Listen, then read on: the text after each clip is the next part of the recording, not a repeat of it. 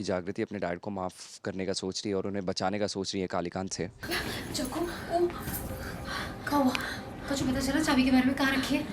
कालीकांत के जेब में। जब तक हमने देखा था ना तू के जेब में ही थी। उसके बाद उसने कहीं बाहर रखी होगी तो राम जी जाने। रखेगा ही ना कचौरी। चाबी जेब में थोड़ी लेके घूमेगा वो।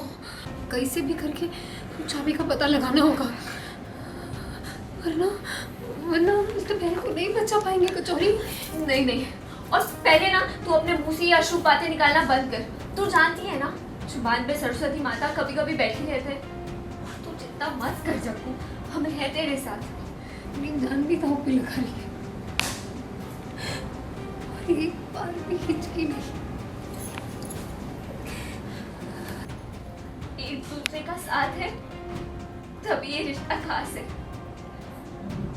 जो इंसान गलत है वो गलत है, चाहे वो फिर मेरा बाप ही क्यों ना हो। और एक बार आप जैसे कुछ सीन्स हमारे गए जहाँ पे वो अपने बाप को भगवान मानता था, जैसे ही उनको जागृति शांत हो जाओ। अरे ऐसे घबराने से क्या होगा? शांत होने से भी क्या हो जाएगा? इतना इतना पास थी कचौरी चाबी की, लास्ट मोमेंट पे चूक गई।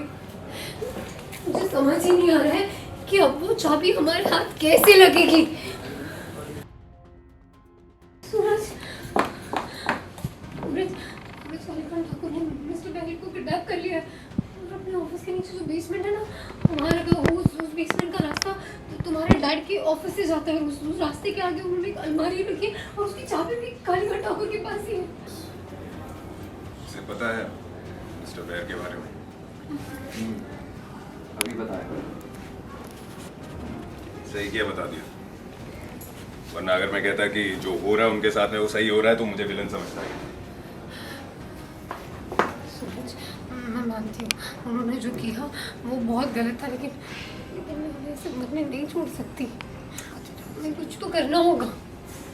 अच्छा, तुम उन्हें ऐसे मरने नहीं छोड़ सकती, ठीक है, लेकिन ये याद तो कर सकती हो ना कि वो मुझे मारने वाले थे, गन तान दी थी मुझ पर। जरा सोचो, अगर वो आके डैड को सब कुछ सच बता देते तो डैड छोड़ते तुम्हें? अरे जान ले लेते तुम्हारी। जब भैरव बैल को तुम्हारी जान की नहीं पड़ी थी तो तुम क्यों उन्हें बचाना चाहती हो? I don't care.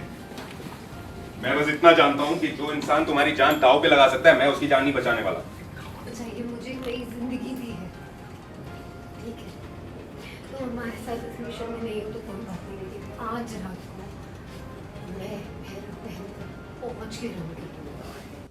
क्योंकि अभी तक कुछ क्लियर नहीं हुआ ना ऑडियंस पर्सपेक्टिव से कि जागृति मूव ऑन की है नहीं की है। बिकॉज अभी तक तो सिर्फ यही देखा जा रहा है कि लास्ट जब हमें पता था कि हमारी गलती से एक दूसरे से शादी हो गई है और बस शादी कालीकांत के वजह से हम उस शादी को ना चाहते हुए भी निभा रहे हैं।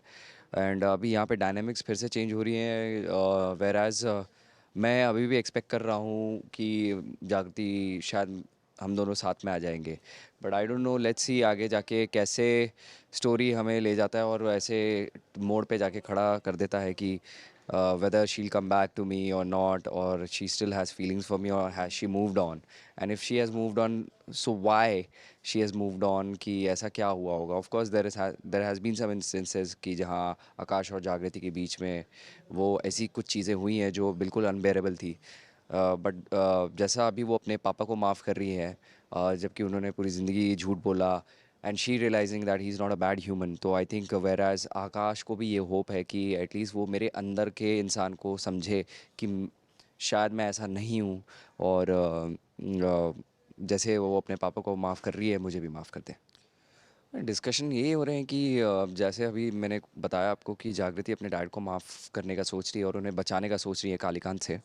और सिंस अब मैं, सूरज और जागृति हम सब एक साथ हो चुके हैं अगेंस्ट हमारे डैड कालीकांत ठाकुर के, और उनके हर अन्याय को का मुंह तोड़ जवाब देने की कोशिश कर रहे हैं. तो वही रीज़न है जहाँ पे हम यहाँ तीनों मिलकर डिस्कस कर रहे हैं कि कैसे बचा सकते हैं, क्या कर सकते हैं. वेरा सूरज अग्री नहीं करता इस बात को लेकर, क्योंकि सूरज का बहुत ही क्लियर फंडा है कि जो इंसान गलत है वो गलत है, चाहे वो फिर मेरा बाप ही क्यों ना हो. और एक बार जैसे कुछ सीन्स हमारे गए जहाँ पे वो अपने बाप को भगवान मानता था, जैसे ही उनको उसको उनकी असलियत पता चली उसके बाद उसने उनको डैड भी कहना बंद कर दिया। तो आई थिंक सूरज के लिए बहुत क्लियर फंडा रहता है कि अगर वो गलत है तो गलत है। तो वही एक डिलेमा चल रही है यहाँ पे कि सूरज बोल रहा है नहीं, उनको सज़ा मिलनी चाहिए, वेरस जागृति एंड आकाश, जागृति चाह रही है कि नहीं वो एक बुरे इंसान नहीं है, and Jagriti is trying to give justice to Bhairav बेल। एंड मेरा पर्सपेक्टिव ये है कि यार अगर ये अपने डैड को माफ़ कर सकती है तो मुझे भी कर सकती है। तो हर किसी का अपना पर्सपेक्टिव है, अपना पॉइंट ऑफ व्यू है इस चीज़ में।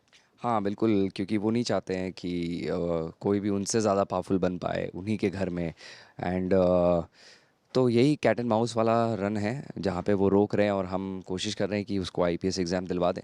तो यही चल रहा है।